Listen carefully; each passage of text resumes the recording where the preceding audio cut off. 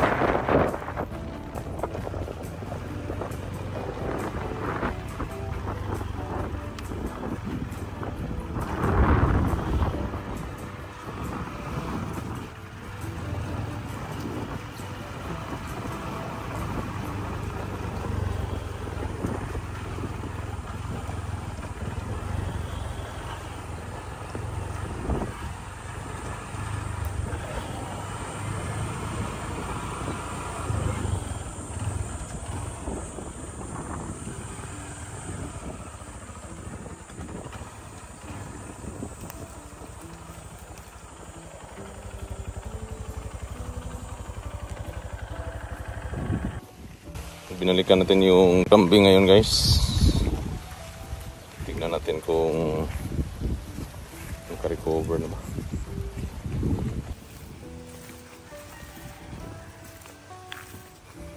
Ito na yung bagong panganak na kambing. At check natin yung tainga kung okay na ba.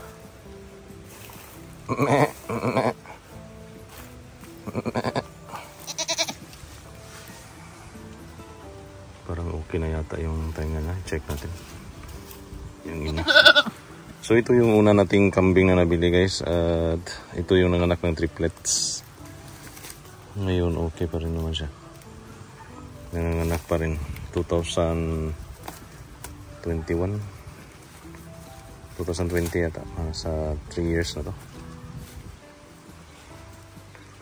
So ito yung Bombay ito, guys. Hindi to ano ni Kai. Bombay ito sila. So napakaganda, no. So ito po ay puro lalaki. Yan, yung itlog nila. So hulihin natin at i-check natin yung tainga kung okay na yung tainga. Kumakain na pala sila. Ilang ano pa lang to, ilang days kumakain na. Mabilis talaga yung ano ng kambing. Tapos yung inahin mataba pa rin, malaki pa rin yung tiyan at maraming gatas. So hulihin natin at i-check natin yung tainga. So huli tayo ng isa. Paano kaya maghuli?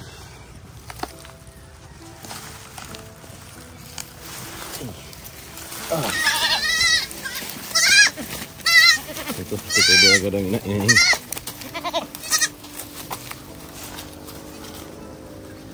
So i-check lang natin yung tainga guys kung may ano pa ba. Effective yung ano natin. Wala na yung garapata. So okay. Kunin natin. So check natin yung tainga. Effective yung pangano ng manok. Pangligo ng manok yung ginagamit natin at okay. Okay siya. So yung inahin napakagaling. Tignan nyo yung inahin. Nag-ano agad siya. Pupunta agad siya sa anak niya. At nandun si Uncle, puntahan natin si Uncle.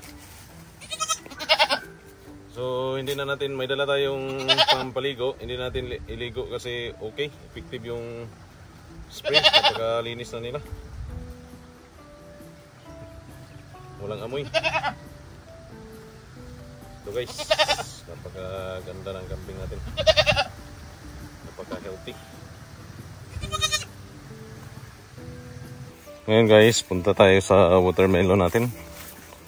Sa aming munting watermelon, mga 200 na puno yung tinanim ngayon. So nandun na si Uncle dala ng tubig. Yung tubig na ginagamit dyan ay galing sa fish pond. So maraming minerals na galing sa ipot ng isda. So ito, ang tanim dito is pipino at watermelon. Napakainit ngayon. Walang green. Nandun yung mga kambing natin. Silipin natin mamaya.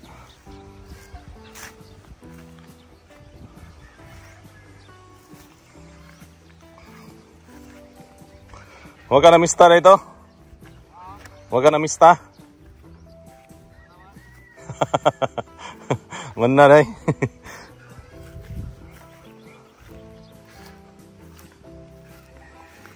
So ngayon parang marami ng bunga ngayon guys. Ito yung watermelon natin.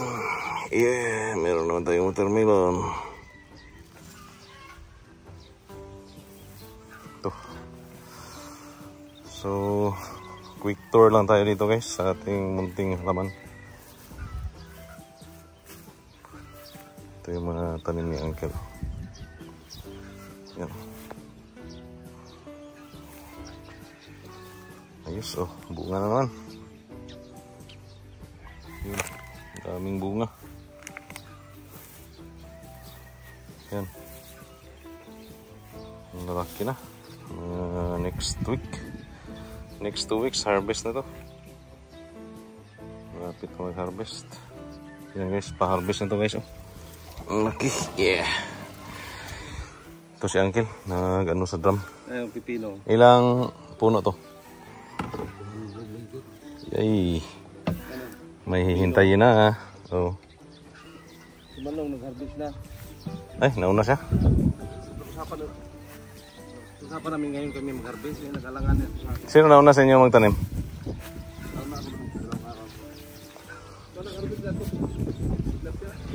So ito yung galing sa fish pond na pang ano. So yung tsuhi namin may na-harvest na. Ha?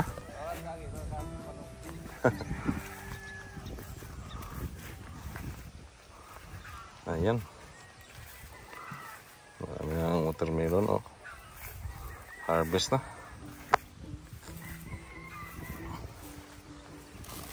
Ayan. Dami. Ayan, dalawa.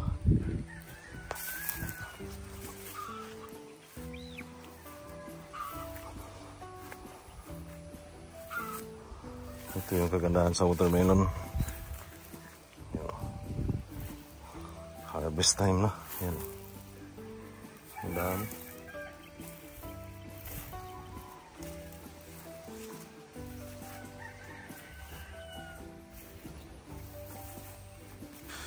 Ito yung dala natin na simpidak. I-check natin yung simpidak. Yung galing sa Thailand. Ayan. Tumubo na talaga. Ang simpidak guys. Oh, ang ganda. Wow! Isang tumubo.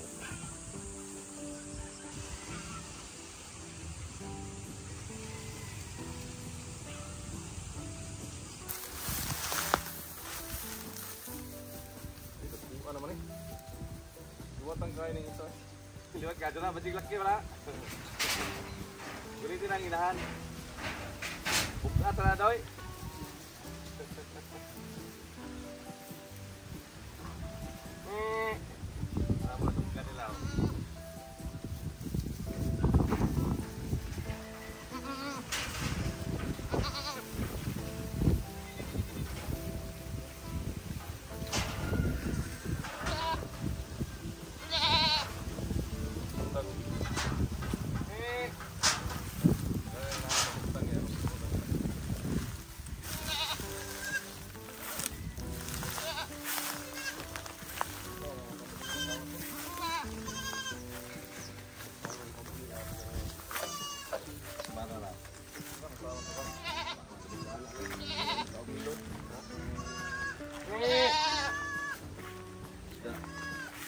Abang gawa ko na. Nang lam din tulong.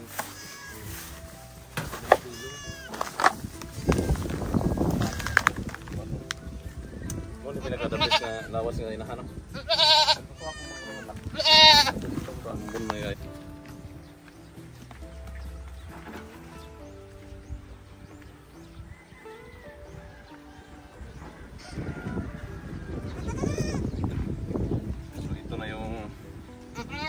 Dalawang Anglo-Nubian, native Anglo-Nubian. So ito yung nirescue natin nung gabi. I-check natin yung tainga. Ito. Wala na. Dahil sprayhan na natin. Paluapan na natin ito guys. Yun o.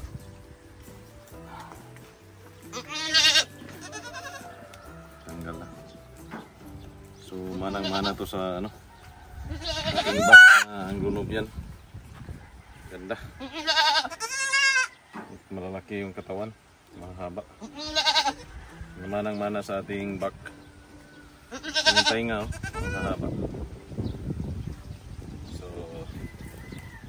napakaswerte natin, dalawa yung anak. Lalaki. Malaki itong lalaki. Ito lalaki to. Yan o, may itlog. Lalaki to. Yan. Lalaki. Malaki siya. Oh. Ganda. Ang ganda. Tapos yung isa babae. Yung babae. Puro maganda. Hornless. Dalawang Anglo-Nubian back. Ay, Anglo-Nubian at go. One back. Ganda. Talaga si Uncle. Galing. Mga hindi pa po nagsimula, bago po kayo mag-alaga ng kambing ay siguraduhin po ninyo na may pabahay na po kayo. Dahil sa panahon natin ngayon, hindi na natin malalaman yung ating panahon. Minsan biglang umuulan, tapos biglang umiinit. Yun po ang ating klima. So mas mabuti na po na may malagyan tayo na kulungan. Sa tuwing umuulan o gabi ay atin silang mailagay doon sa kanilang mga kulungan. Dahil sa experience po namin, namatayan po kami ng mga bisiro dahil bumili muna kami ng kambing na wala pa kaming kulungan. Ito pong pabahay ay protection po nila sa lamig, lalo na po sa gabi. Hindi po sila katulad ng ibang hayop na pwede po natin na ilagay lang sa pastulan, katulad ng mga baka at kalabaw na pwedeng hindi na natin sila ilagay sa kulungan. So ito pong mga kambing ay napaka-sensitive po nila sa lamig at sa ulan, kaya kailangan po natin silang magawan ng pabahay. So ito po ang aming mga kambing. Nagsimula lang kami dati sa 2 at unti-unti na po naming naparami yung aming mga kambing. So ito guys, yung ating kambing na itim, buntis po ito at hinihintay na lang po natin na manganak ito. So dito sa pag-aalaga ng kambing, kailangan lang po nila ng mga damo at tubig. Yun lang po ang kailangan nila, at purga, dahil madali po sila magka-parasite o yung bulati. Madumi nila sa damo at yung mga itlog doon ay magiging bulati at makain din nila. So parang cycle din yung pagdami ng bulati. So kailangan din natin silang purgahin from time to time. So ito na po ang ating mga palahi. Meron na po tayong Anglo-Nubian. So half Anglo-Nubian, half native. So makikita po natin na malaki po talaga yung may lahi. Kasi itong palahi natin na may lahing Anglo-Nubian ay kasing laki na po siya sa kanyang ina sa 4 months. So kung ibase natin sa native, halos kalahati lang po yung laki ng native. Maganda po na pag marami na tayong napalahi na kambing ay mag-upgrade din tayo. Bumili tayo ng mga kambing na may lahi para ma-upgrade natin ang ating mga alaga. So nung napalahian natin ng Anglo-Nubian, maganda na po yung lahi nila. So sa ngayon, ang ating mga palahi ay maraming lalaki. So gusto sana natin na maraming babae yung mapalahi natin, pero kung yun ang binigay sa atin ay matuwa na rin tayo dahil blessings pa rin yun. Itong kulungan na to ay ito yung sa area 2 namin. Ang ilagay sana dito ay mga biik. Sa ngayon ay yung kambing muna ang nilagay natin dahil hindi pa nanganak yung mga baboy. So may ibang area tayo guys na lagayan talaga sa kanila, pero marami na pong mga hagunoy doon. So parang hindi po maganda sa kanila yung halaman na hagunoy. So nilipat nung uncle ko dito dahil hindi pa naman nagtanim ng palay. So maganda po dito dahil pwede silang pakawalan. Tignan nyo naman na napakaganda ng katawan nila dahil pinapakawalan sila at nilagay lang dito sa kulungan kapag gabi na o umuulan. So napakaganda ng katawan ng ating mga kambing. Makikita natin kung healthy yung mga kambing dahil makintab po yung kanilang mga balahibo.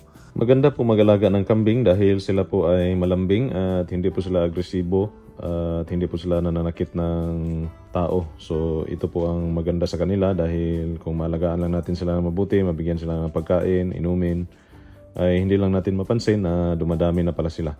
So ang pag-aalaga ng kambing, dati pa kaming nag-aalaga. Yung lola ko may alaga ng kambing, maliit pa ako, tapos doon nagsimula yung hilig ko ng kambing dahil binigyan ako ng lola ko at naparami ko yun sa amin.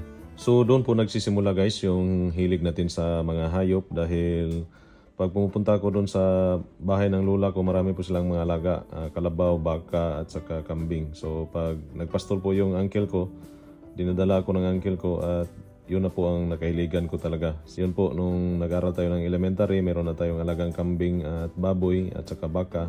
So hanggang tuloy-tuloy po yun hanggang nag-high school tayo. Kaya ngayon na may kunti na tayong income, talagang yun po yung maiisip natin palagi na mag-alaga tayo ng hayop dahil iba po sa pakiramdam na may sarili tayong alaga ng hayop at yung mga hayop natin ay nagdepende sa atin kung paano tayo nag-alaga. Dependent sila sa atin. So parang may responsibilidad po tayo sa ating mga alagang hayop. So ito guys, ito po yung una naming kambing na binili. Actually 2 po yung kambing na nag-start kami. Tapos yung isang kambing ay hindi nabuntis dahil parang tumboy daw. So yung ginawa namin, binabarter namin siya doon sa nagbebenta ng kambing. Pinalitan siya ng maliit dahil malaki po yun na kambing. Pero okay lang din sa amin kasi yung maliit na kambing na pinalit ay 2 beses na po nanganak at maganda po mag-alaga ng kanyang mga bisiro. So ito po yung una nating kambing na nabili at ito po yung nanganak ng triplets. Yun nga po ang dahilan na hindi nakasurvive yung kaniyang mga bisiro dahil wala po kaming pabahay. So tayo po ay natututo base sa ating mga na-experience at sana po ay nakatulong ito sa inyo. At hanggang dito na lang po at maraming salamat sa pagpanood sa ating mga videos. God bless po sa ating lahat.